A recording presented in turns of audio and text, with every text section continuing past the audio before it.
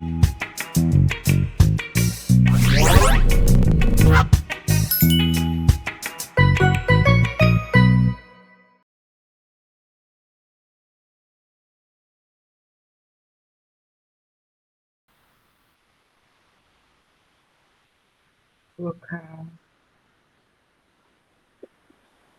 Salve, galera! Estamos aqui de volta no segundo bloco das Mana Pod. É um vídeo que acontece toda semana, um videocast que vai acontecer toda quarta-feira, das 19 às 21 horas, com entrevistas pesadas aí, que a gente vai convidar a mulherada que está fazendo acontecer na cena canábica, no Brasil e no mundo. E aí, como a gente prometeu, estamos cumprindo. Doutora Roberta Souza aqui presente com a gente para desvendar os mistérios aí e o limbo que a gente está vivendo agora nesse momento, nesse processo de legalização do Brasil. E é isso, doutora Roberta, seja bem-vinda. É muito especial ter você aqui comigo. Ela que é advogada antiproibicionista, especialista em direito empresarial e cannabis medicinal. Técnica em administração, palestrante e educadora canábica. E eu sou Maria Canábica, sou aqui entrevistadora das Manapod e consultora canábica. E eu passo a palavra agora para Juju, que é a nossa aqui outra entrevistadora, nossa mentora também aqui das Manapod, que vai guiar essa nave e a gente vai trazer aí muita informação para vocês. Tá com você, Juju? Oi, galera, voltamos aí no segundo bloco com a doutora Roberta. Mas antes, eu quero passar a agenda que está lá no Instagram da Expo Humanas, agenda de março, que ainda tem muita coisa rolando, o ano só começou, e a Expo Humanas vai estar no dia 29 e 30 lá na UI Expo, que vai rolar em Campinas. Então, galera de Campinas fica ligado, galera de São Paulo, bora descer. Em Curitiba, vai ter Expo Manas também, dia 6/4, vai ser lá no Barleria. A quem está aí comandando é a nossa embaixadora Mayflower, que é a Paty. No dia 12/4, terá Expo Manas em Ubatuba, lá na Associação Santa Maria Ubatuba. E dia 18 e 19 de abril estaremos com stand na Intercanab, gente. Então, assim, garanta seu ingresso, que a Intercanab esse ano está vindo pesadona, grandona. Vai ser lá no Canindé, São Paulo. Então, vai estar bem da hora. Então, vamos lá começar, né? Conversar com a nossa queridíssima doutora Roberta, nossa advogada empresarial. E nós hoje estamos falando, nesse mês de março, nós estaremos falando sobre o empreendedorismo, né? E como é por trás, né? Como que é fazer esse empreendimento acontecer, questões de leis, regulamentação. Então, assim, eu gostaria de saber, doutora, quais são os principais desafios legais para essa regulamentação da cannabis no Brasil atualmente. Olá, pessoal. Muito obrigada, primeiramente, pelo convite. É sempre um prazer estar entre essas manas maravilhosas, pessoas de luta, mulherada que está sempre comigo. Expo Manas me abriu uma porta aí já desde o princípio. A gente consegue estar fazendo essa parceria. E é um prazer, mais uma vez, poder falar um pouquinho da plantinha aqui e levar um pouco de informação. Como já foi apresentada, eu sou Roberta Kelly de Souza, sou advogada, antiproibicionista, sim, trabalhamos pela luta da plantinha e para o acesso, né, pessoal? É bom falar disso, que o acesso tem que ser para todo mundo. Não basta só eu ter o meu remédio na bolsa, eu ter a minha planta legalizada e eu acabar andando na rua encontrando mães ainda, vendo mães sendo presas por terem o mesmo produto que eu tenho. Ou andar num bairro periférico e ver pessoas, homens, mulheres, que estão portando o mesmo produto que eu e continuam sendo penalizados e punidos por esse porte, por essa escolha do seu tratamento de saúde. Então, falando um pouquinho hoje da regulamentação atual no Brasil, eu chego com o coração aquecido, né, do ano de 2024. A gente começou em 2025 com recursos no judiciário. Por que recursos, Roberta? Porque nós tivemos julgamentos maneiros o ano passado. Não é tudo o que a gente precisa, mas é um passo adiante dentro de toda a dificuldade, de toda a criminalização da planta no nosso país. Então, 2024 foi um ano de marco no jurídico, né, no judiciário brasileiro, em relação à planta. Então, nós podemos falar, desde já, do julgamento de descriminalização. Então, Roberto, e aí, ainda vou ser preso fumando um baseado? Preso, não. Nós já temos aí que pode se portar, a quantidade que um usuário pode ser distinguido de um traficante, que é o que nós mais víamos desde a lei de 2006, né? Onde nós tivemos um crescimento do sistema, da população no sistema carcerário em mais de 300% nos últimos 9 anos, nos últimos 20 anos. Então, assim, por quê? Da onde veio, né, esse crescimento? Como que surgiu? E o que muda com esse julgamento? Agora, para os brasileiros que já utilizam da planta, né, na minha concepção, vou falar no meu ponto de vista, no recreativo. Primeiro que eu acho que utilizar essa forma de expressão é equivocado, porque o recreativo, na minha opinião, ele é um uso sem o acompanhamento médico. Então, eu acredito que esse usuário que se informar e procurar um médico, ele vai descobrir que ele também é paciente. Na minha concepção, como pessoa e como profissional, todo usuário é paciente, sim. Ah, Roberta, mas maconha não faz tudo na vida. Não, mas ajuda bastante, gente. Tá? Ajuda bastante. Ela não é o que vai curar as doenças, mas ela é o que vai dar qualidade de vida para o paciente. E isso é que faz toda a diferença com uma bela regulamentação. Nós tivemos o início da luta da regulamentação através das mães, né? Todos nós aqui, mulheres ativistas, que trabalhamos pela causa e com a planta em suas diversas formas de trabalho e de uso, sabemos bem que essa luta foram com mães, trazendo óleo ilegalmente, o extrato, né? Naquela época, uma coisa preta, que a gente não sabia nem de onde vinha, mas que era aquilo que parava a convulsão, era aquilo que fazia aquela criança dormir uma noite, ou por 3 horas, que a mãe pudesse descansar. Então, acho que é muito importante nós falarmos da atualidade e lembrar desses últimos 10 anos que foi a luta da cannabis no Brasil, a luta da maconha, a legitimação da Marcha da Maconha em 2011. Foi através desse julgamento do STF que descriminalizou, que deu legitimidade à Marcha da Maconha, que nós começamos a ter educação canábica.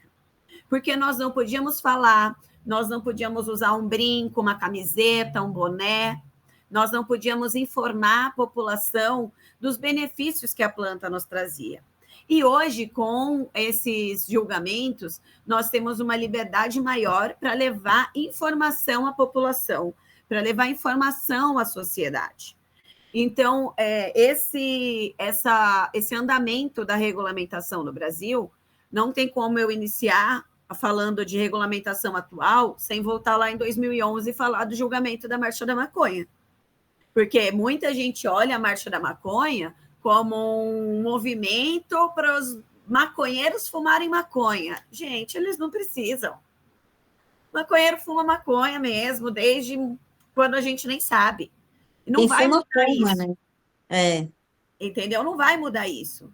E agora, para a pessoa que precisa não só fumar a maconha para aliviar a sua patologia ou a comorbidade, os sintomas da sua patologia, mas precisam para cuidar do seu ente familiar, do seu filho, da sua mãe, do seu pai, do seu irmão. Como que essas pessoas lidam com isso hoje? Como que elas podem ter acesso? Hoje o acesso, ele de flor, pelo menos que eu esteja sabendo, ele não está vindo de fora, né? Não, a gente está restrito ao uso da planta in natura, a única via de acesso hoje no Brasil é através de associações. Estamos falando de fevereiro, estamos em março de 2025. Março Tá? de 2025. Nesse momento, a gente Nós está sem temos a acesso única às via de flores. acesso para flor in natura é a É a associação. associação. Lembrando que para qualquer via de acesso, a base é prescrição médica. É ter conhecimento do próprio corpo, é saber como a planta age no nosso corpo, entender o porquê que aquele usuário fuma seu baseado, porque ninguém fuma à toa. Então, a partir do momento que esse cidadão é instruído de que ele pode procurar um médico, de que ele pode não ser coagido pelo seu tratamento médico, é que a gente começa a expandir as vias de acesso. Então, hoje no Brasil, a Anvisa não está autorizando a importação das plantas. Então, apesar de eu ter a minha receita, eu não posso nem importar e nem comprar na farmácia, porque ainda a gente não tem. Então, a legislação, as 5 vias de acesso hoje no Brasil são associações, farmácia, importação, SUS e autocultivo. Dentro desses, a maioria ainda precisa de autorização judicial, como o autocultivo. O SUS é limitado, pelo menos no estado de São Paulo, a 3 patologias. Entendeu? A farmácia é limitada... É muito pouco. Imagina 3 patologias. A maconha, ela é útil para muitas coisas, muitas enfermidades. Mas, Maria, a gente volta na educação.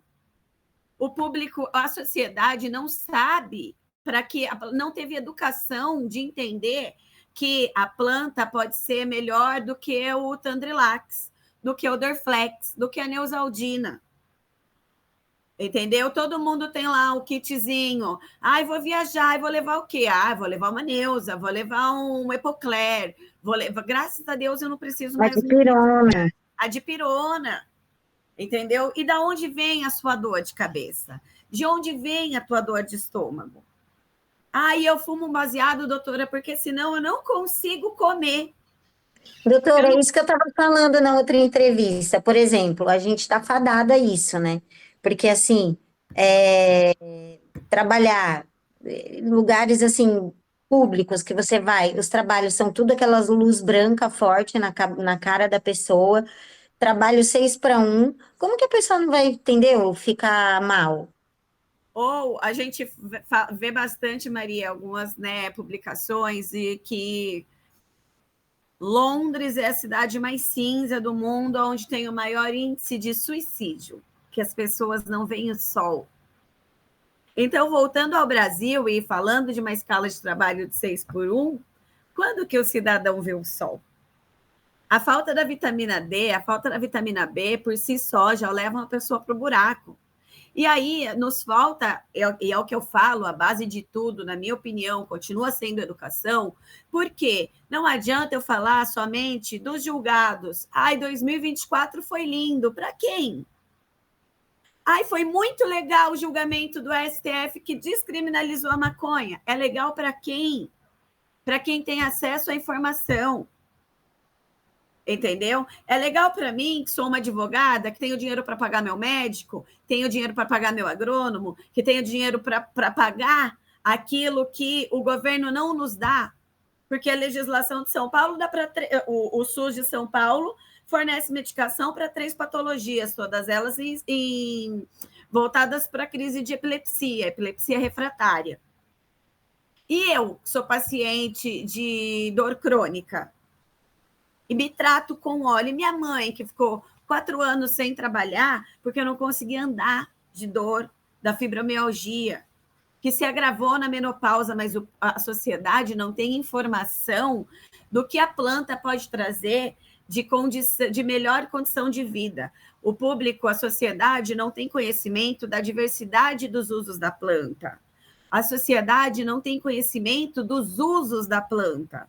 Você fala maconha, a estigma continua sendo droga e não saúde. A maconha, quando ela começar a ser olhada como uma discussão de saúde, de política pública e não de autoridade policial, e não de droga, a gente vai começar a ter a diferença. Só que isso tudo só vai existir através da educação.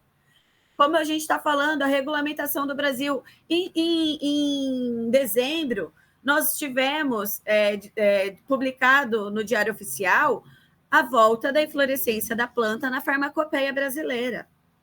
Gente, esse, para mim, foi o melhor da visão como advogada, e como ativista, e como usuária.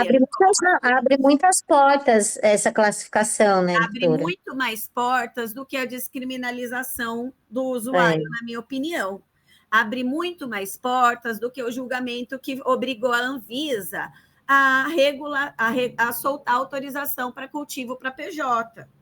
Porque agora, em maio, vence o prazo da Anvisa. Esse foi outro julgamento que nós tivemos pelo IAC 16, que nós tivemos a ordem do Judiciário para que a União e a Anvisa, que é a agência reguladora do Brasil, regule a compra de semente por empresas, por pessoas jurídicas, por empresas.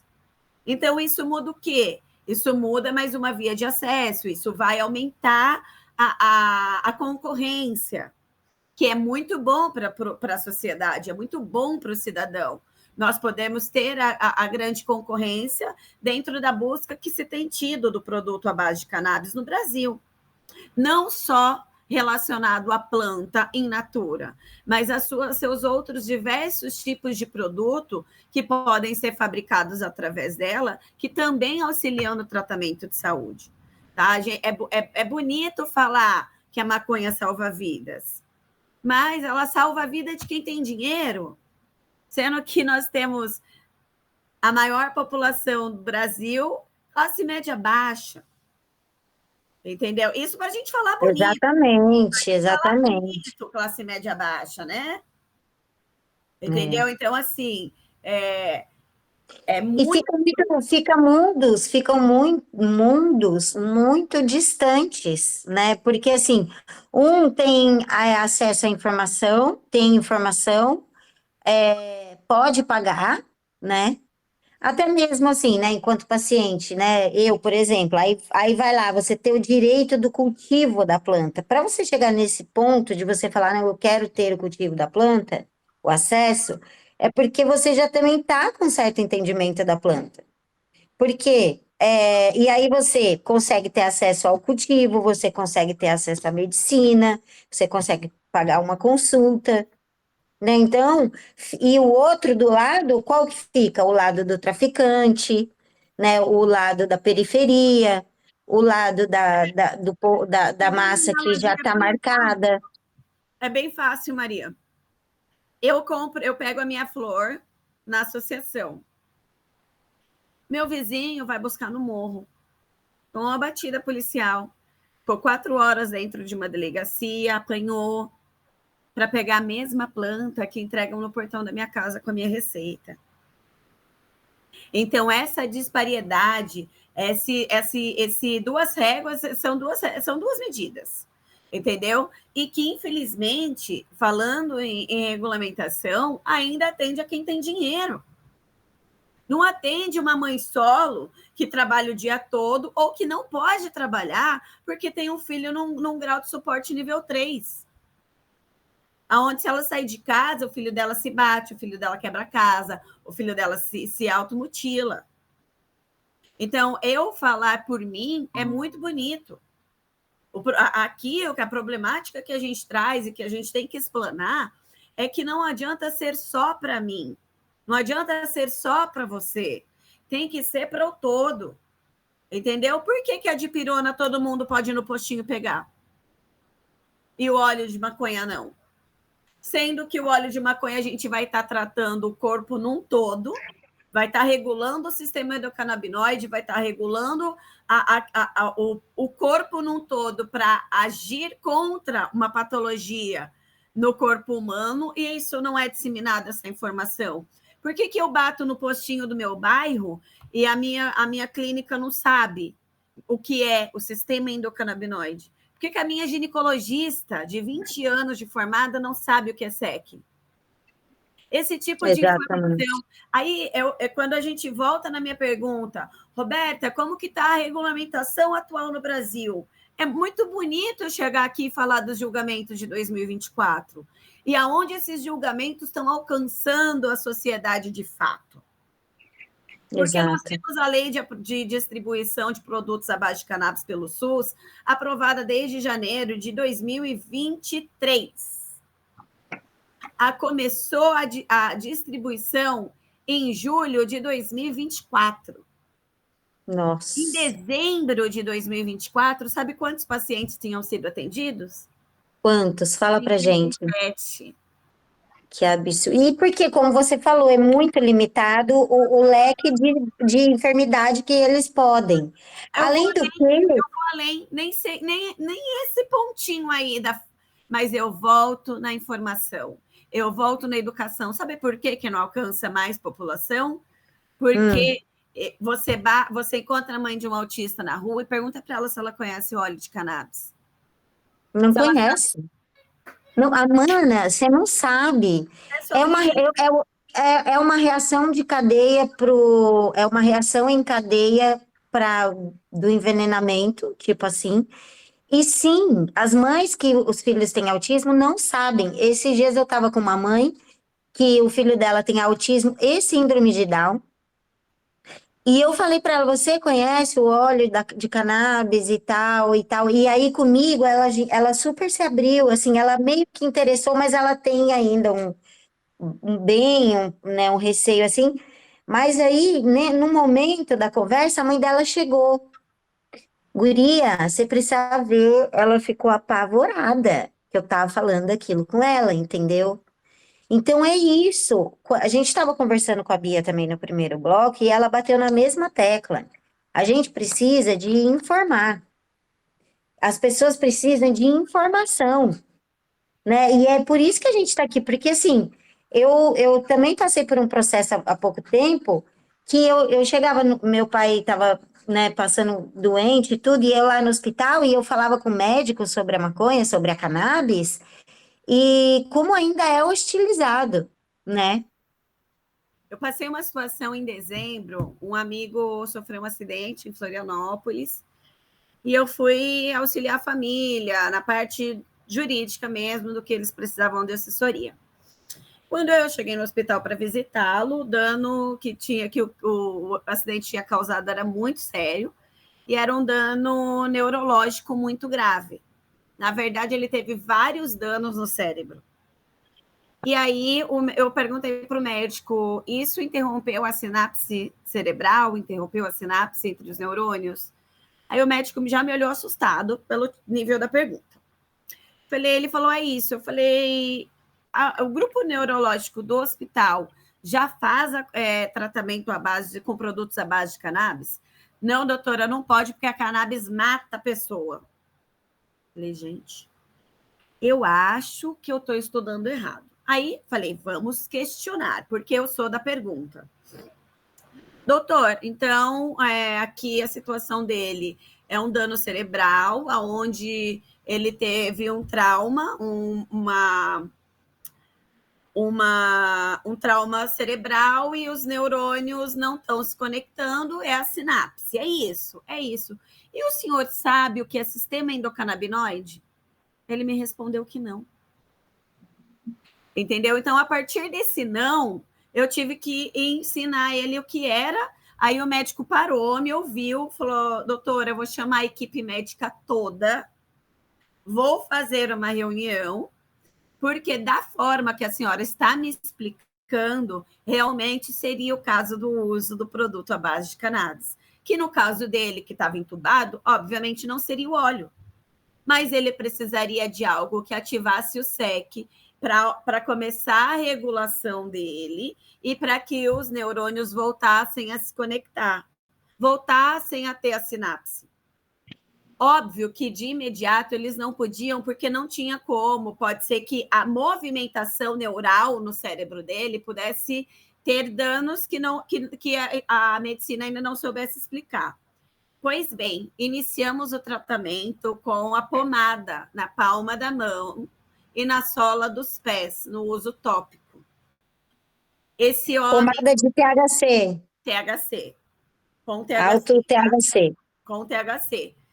Uhum. Full spectrum feita em associação, ou seja, com THC mais alto do que 0,3. Esse homem foi dado sem expectativa de vida. Se ele passasse das primeiras 48 horas, ele não andaria, não falaria, não teria expectativa de mobilidade alguma, não sabia se entraria em estado vegetativo. No 5º dia, eu comecei a aplicação do produto. No 9º dia, ele estava fora do coma. No 12º dia, ele estava no quarto e ele saiu do hospital com 42 dias falando. Foi a maconha, Roberta? Não sei, eu não sou médica, mas foi aplicado. E uma pessoa que foi dada praticamente como morta. E o que os médicos falaram sobre isso? Falaram que não tinha explicação, que ele era um milagre. E ele é um milagre. É o milagre da Santa Maria. Porque Gente, que essa lindo. planta é vida, essa planta tem um poder, sim, no corpo humano, que muitos da sociedade desconhecem, porque fomos condicionados a não conhecer os benefícios que a planta nos traz. Então, falar meramente de regulamentação e não puxar esse nicho, não seria eu falando. Se eu chegasse aqui e só metesse um juridiquês, o julgamento do IAC, o julgamento do recurso extraordinário 635. Gente, é bonito falar, mas na realidade a regulamentação está andando, as mães estão a todo vapor e o que está crescendo muito no Brasil é o autocultivo. Tá? Nós tivemos um crescimento no judiciário que triplicou o número de habeas corpus. Nós tínhamos, em 2024, 15 associações que tinham autorização para ter o cultivo. Hoje nós temos 24. Graças a Deus, tenho a honra de falar que uma delas assessorada por mim, a qual também sou vice-presidente, que é a PECANF, no Rio de Janeiro, presidida pela Morena Minotto, uma mulher, mãe autista, que tem a vida voltada para ajudar pessoas com produtos à base de cannabis. Então, a regulamentação, ela está vindo, ela está existindo, existe um movimento muito grande, mas para a sociedade, para a maior parte da sociedade, ainda é um mito. Eu ainda ouço médicos falando que maconha mata, eu ainda ouço médicos falando que é proibida a prescrição de cannabis, que o CFM proíbe. Então, a informação está muito lá atrás, entende? Nós temos que ter isso muito claro, que falar em regulamentação é falar que está em crescimento, que está em andamento, que sim, está abrindo portas, mas sem falar de educação, sem falar de informação para a sociedade, a regulamentação vai continuar travada. Eu acho que eu trouxe um pouquinho... Ô, doutora, e o que você acha dessa questão das associações, ter essa diferença de aceitação contra a indústria farmacêutica, essa corrida aí não justa? 2 medidas, né, Ju? 2 pesos e 2 medidas. Porque o produto da farmácia, que se você for perguntar, talvez eles não saibam nem o que é um COA, que para quem não sabe também, é óbvio, ninguém é obrigado a saber, gente, mas a indústria farmacêutica é. A pessoa que está comprando o produto ali na farmácia, no mínimo, deveria saber o que é o COA. COA é o certificado daquele óleo, é dizer todos os canabinoides que tem naquele óleo, é dizer a quantidade de canabinoides dentro daquele frasco separado por canabinoide. O que é isso, Roberta? Eu hoje trabalho ativamente na judicialização, tanto em face do SUS, quanto o plano de saúde, quanto ações para autocultivo, que é o habeas corpus, quanto na regulamentação de associações, na regularização de associações e no auxílio ao paciente a ter acesso aos produtos. Então, esse muro que colocam sobre as associações de que não tem como provar eficácia. Gente, nenhuma mãe dá um óleo para um filho que não tem eficácia.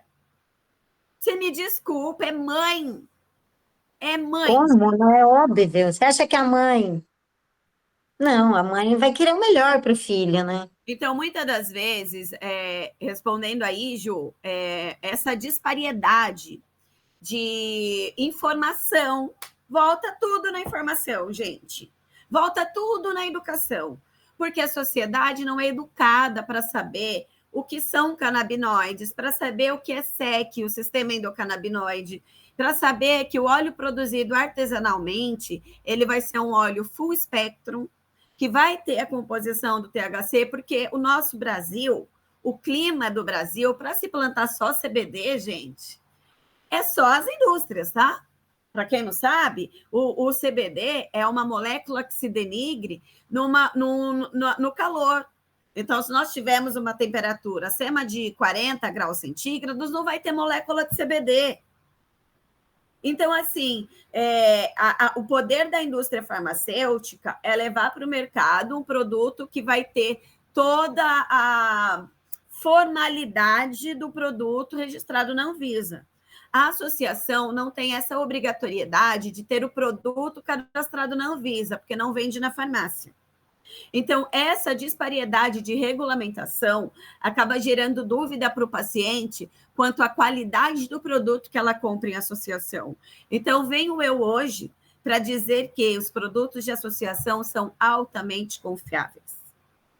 Tá? Por associações regulares ou irregulares no Brasil já tem como fazer teste dos seus olhos, já tem como provar a eficácia através dos seus próprios pacientes. Então, é surreal a gente disparear os produtos pelo simples fato de vir com uma resolução por uma resolução da Anvisa. Que é o COA. Entende, Ju? Então, assim, nesse caso, o paciente falta informação.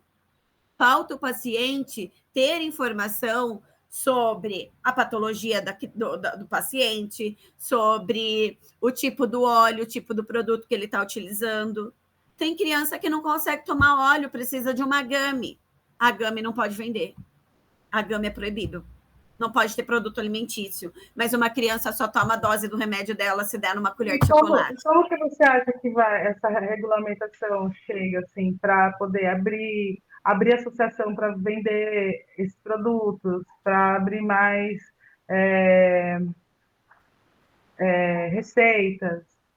Hoje, a gente está com esse julgamento da STJ, do IAC 16 de dezembro, que determinou que a Anvisa soltasse uma autorização para importação de semente para pessoa jurídica, mas não inclui associação. Por quê? Porque ele está limitado no 0,3 THC, e a associação não entra na forma de pessoa jurídica que aquele julgamento alcançou. É uma empresa e não uma associação. Qual a diferença, Roberta? Se a associação tem o CNPJ, a finalidade a qual ela se destina. Uma empresa, ela possui fins lucrativos. Uma associação, não. Então, quando a associação vai poder fazer o que a empresa farmacêutica, a indústria farmacêutica faz? Quando ela tiver no estatuto dela, regularmente, está lá registrado aquilo que ela pretende fazer. E ela vai ter que entrar dentro da formalidade da Anvisa para alcançar o patamar de indústria. Não é isso que a associação busca, Ju.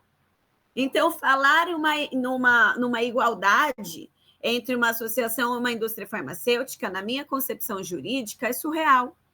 Porque a finalidade a qual se destina cada tipo de empresa são diferentes. Entendeu? O que rege uma associação para aquilo que ela pode fazer é o estatuto. O que rege uma empresa farmacêutica para aquilo que ela pode fazer é a resolução da Anvisa. Então, o que a associação quer? Ela quer se tornar uma indústria farmacêutica e pôr o produto dela na farmácia? Ela vai ter que atender a resolução de indústria. Ter os equipamentos, ter toda a formalidade que a Anvisa pede, entende? Por um outro lado, quando a finalidade da associação é o acesso a produtos à base de cannabis e não a venda do produto à base de cannabis, Entende a diferença? Aí a gente volta para o regulamento dela. Entende? Então, assim, eu atendo no meu escritório pessoas querendo abrir associação para vender óleo. Quando eu explico para a pessoa que, afinal, ele tem que abrir uma farmácia de manipulação, ele tem que abrir uma indústria farmacêutica, ele fica bravo comigo. Mas não é, ele não entende a diferença das empresas. Uma associação, ela gera receita, ela levanta dinheiro para pagar os diretores, quem faz o óleo, o jardineiro, mas ela não visa lucro. Ela não entra dinheiro em caixa. Mas é aí que mora o limbo hoje também no Brasil. Por quê? Porque a maioria das pessoas consegue também, né, enxergar essa possibilidade de ser uma empresa, mas também acabam viabilizando através das associações, porque é uma forma, mas são caminhos completamente diferentes, porque a associação é terceiro setor, empresário, empresa vem do capital, do empresariado. Então, são caminhos diferentes, né? E aí, doutora, eu passo até para uma pergunta para o lado do empreendedorismo, né? Para saber quais são os principais desafios para quem pretende empreender no setor canábico no Brasil hoje? São muitos, são difíceis, mas ninguém entra no mercado da cannabis achando que é fácil. Então, assim, hoje, o que nós não temos regulamentação para a parte industrial, para a parte comercial. Então, hoje no Brasil, nós estamos dentro de um período de regulamentação, onde nós vamos ter empresas que vão poder trabalhar com produtos à base de cannabis, limitado até 0,3 THC, ou seja, um plantio, digamos assim, de uma espécie exclusiva da planta, porque a planta cannabis, ela tem diversas espécies. E nessas espécies, nós temos aí espécies com maior e menor teor de THC na composição da planta. Então, essa regulamentação que está vindo direcionada para empresas, para PJs, com fins lucrativos, limitados para a finalidade medicinal.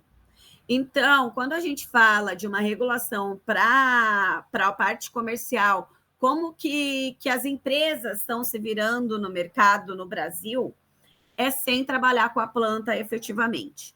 Eu costumo sempre dizer para alguns clientes, né? Sua empresa não é de cannabis. Não tem cannabis em nada, mas ela tem uma ideologia canábica. Através do cheiro, através do sabor, através da educação canábica, a gente entra dentro da casa daquele cidadão e planta a sementinha do conhecimento. Então, hoje no Brasil, o que nós temos de regular, o que pode no Brasil hoje? Terpeno. Roberta, o que é terpeno? Terpeno é uma molécula química naturalmente existente em todas as plantas. Então, quando a gente pega uma planta e quebra ela, ou uma casca de uma fruta, que a gente sente aquele cheiro, aquilo que nos dá o sabor, são os terpenos. A planta cannabis, a planta da maconha, também tem terpenos. Através dos terpenos, não especificamente o da planta, porque o terpeno existe em qualquer planta. Então, nós podemos ter análogos, plantas parecidas, plantas que têm o mesmo cheiro que a planta da maconha, que vai remeter aquele cliente final a um conhecimento que talvez ele não tivesse sem o acesso a esse produto.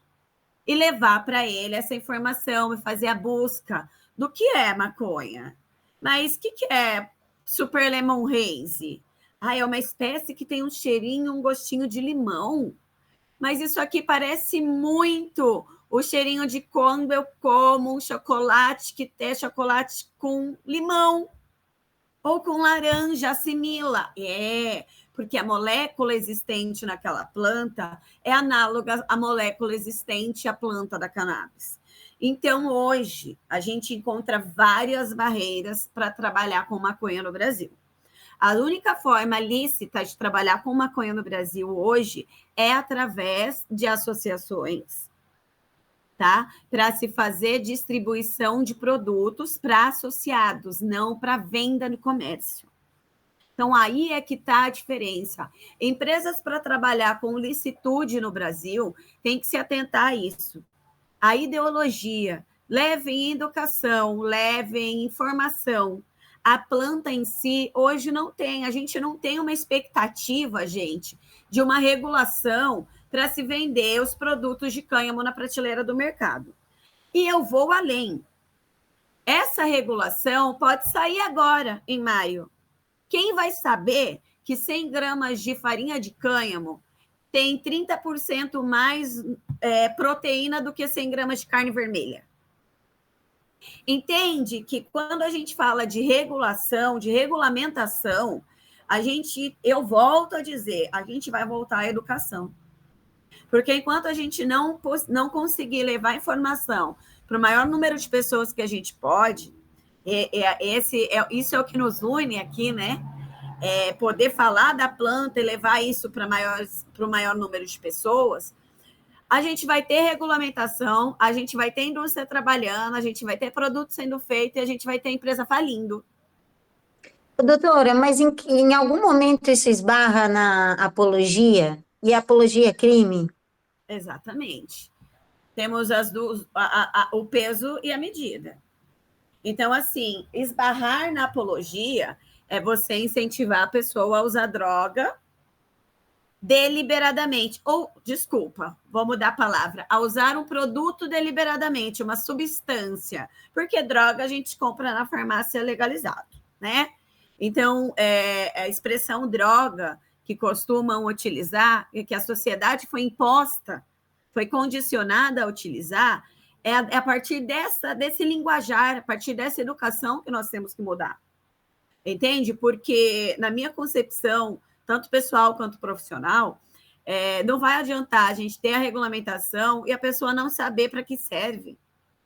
Não adianta eu ter um óleo de qualidade nas farmácias, por maior concorrência que se aumente.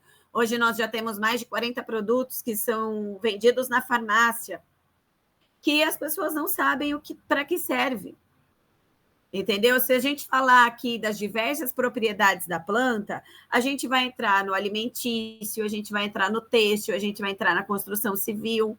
Enquanto a sociedade, o maior número de pessoas na sociedade não forem educadas e informadas dessa grande diversidade da planta, a regulamentação vai ser só mais um passo para uma empresa falir.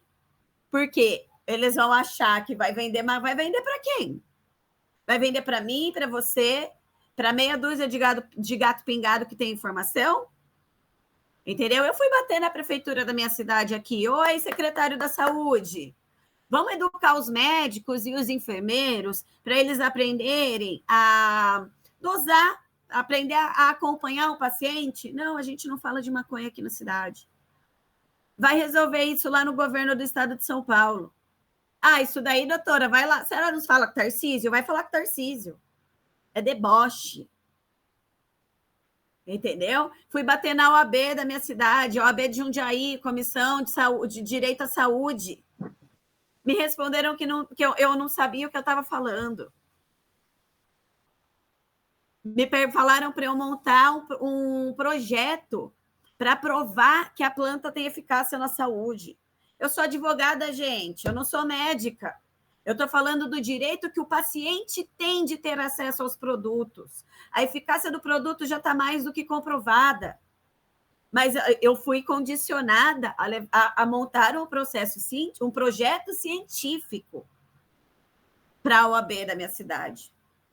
Entende? Então, você precisa levar informação para as pessoas. É sobre isso. Quando a gente fala de regulamentação, eu volto a dizer, a gente está caminhando, a gente está andando, está tendo abertura desde 2011 do julgado que legitimou a marcha da maconha. Nós podemos levar educação, e mesmo assim a gente só ouve falar do baseado que o maloqueiro está fumando na rua.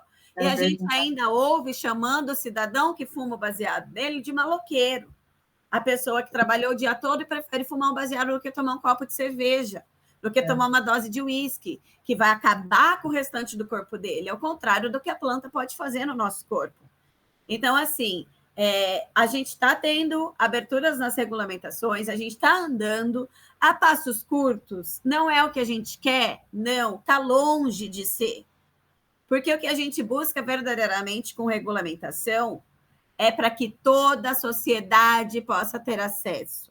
Não só a advogada, o médico, a jornalista, a empreendedora, mas aqueles que mal sabem, não tem comida, gente, na casa da pessoa. Essa pessoa tem que saber também. Essa pessoa não está preocupada na educação canábica, ela está preocupada em comer. Exato. Isso aí é supérfluo para ela, né? É sobre Gente, isso. a gente vai precisar caminhar para o nosso fim de bloco. Gente, mas já foi rápido demais. Eu falo pouco, né, por isso. Conversa, porque tá tão boa, né? Realmente muito bom falar a respeito disso, poder compartilhar esses momentos e a gente poder falar. Então, assim, só para finalizar aqui, gente, o empreendedorismo canábico está crescendo muito no Brasil. Muita gente firme, muita gente corajosa e muita gente que está de verdade, de coração aberto, querendo levar informação, querendo levar educação. Você, empresário, que quer investir no ramo da cannabis, da maconha no Brasil, começa pela educação. Teu público precisa saber para que a maconha serve. Se não levar isso para o público, gente, não vai ter sucesso. Ou você tem que ser já uma pessoa que venha com uma caminha de grana para poder fazer girar e bancar isso por mais 10, 15 anos, porque há 10 anos atrás a gente estava achando que no ano seguinte saía a regulamentação. A gente está com o PL 399 parado desde 2015. São 10 anos. Tá? Então, tempo para caramba, né? 2015, pô. Está vindo, está crescendo, mas ele tem que ser moldado dentro daquilo que o país permite.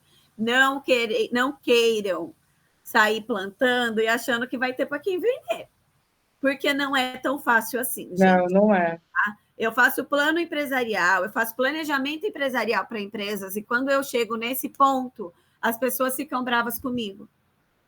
Mas o que eu já vi de empresa nos meus 5 anos de advocacia dentro do ecossistema da cannabis, tá? Eu tenho 15 anos de área jurídica, 10 anos de escritório próprio e 5 anos de trabalho árduo dentro do ecossistema da cannabis. Eu já cansei de ver a empresa fechar. Entendeu? E empresas que hoje em dia ainda são bancadas pelo dinheiro do sócio, do dono, investindo na empresa para conseguir manter ela em pé. Então, cuidado com a ilusão, tá? Vamos trabalhar a educação. Quer empreender? Eduque teu consumidor final. É isso aí, educação, leva informação. Vamos procurar porque tem. E a gente está aqui para isso. É isso, estamos fazendo a nossa parte. Estamos aqui. Muito bom, muito bom. A agenda, então, de março e de abril, que a Expo Manas vai estar presente com as manas, expondo. Quem quiser saber mais, é só ir lá no Instagram da Expo Manas. Dia 29 e 30 de março, agora a gente estaremos em Campinas, na UiExpo. Dia 6/4, Curitiba, vai ter Expo Manas, lá no Barleria. 12/4, Ubatuba, tem Expo Manas, lá na Associação Santa Maria Ubatuba. E 18 e 19 estaremos na Intercannabis, aqui em São Paulo, que vai estar ali no Canindé, vai estar da hora. Então é isso, gente. Doutora Roberta Kelly, muito grata por ter topado aí participar das Mana Pod.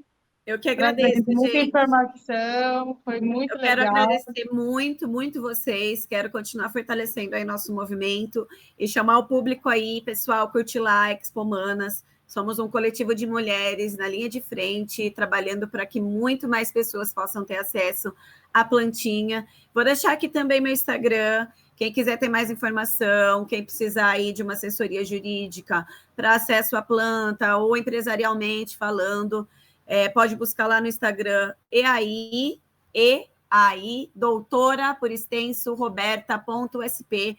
Vai ser um grande prazer atender o público aí. Obrigada, pessoal. Meninas, Maria! Gratidão. O povo que tem que curtir, compartilhar, como que é? Show demais, doutora. Curtir, compartilhar, dar like, se inscrever no canal. Comentar. Comentar, compartilhar. E a gente vai Doutora, estar muito. trazendo Conta muito mais aí. conteúdo, viu, pessoal? Esse aqui é só o começo. Vamos Tá embora. comendo. É isso aí, Maria, com Maria, certeza. Maria está na Espanha. Esse mês a gente vai estar aí transmitindo as Manapod pela Espanha também. Tem muita novidade, então fique ligado, né, Maria? É isso aí, semana que vem. Bom, gente, até por isso que deu uns tilt aqui no meio da hora da gravação, mas é isso, né? Eu cheguei hoje, então nós tá fazendo o possível. Mas olha só, semana que vem, semana que vem, é aqui, ó. Semana que vem, galera, se liga aí que vai ter também duas convidadas da pesada aí, muito especiais, que é a Carol Binoide e a Júlia da Umora, vai estar aí fortalecendo o nosso rolê e trazendo informação. E obrigada, doutora, porque com certeza é só o comecinho, a gente está juntas aí fortalecendo esse movimento e a gente vai precisar muito de você aqui trazendo essas informações jurídicas Sim. atualizadas, atualizadíssimas. E é nóis, mana. Semana que vem tem mais as Mana Semana Pode que às vem tem 19 mais. horas. Esperamos vocês. Beijo, mulherada. Rapaziada, Mana beijo, pode. Bora lá, beijo. pessoal. Valeu. Uhul. Tchau.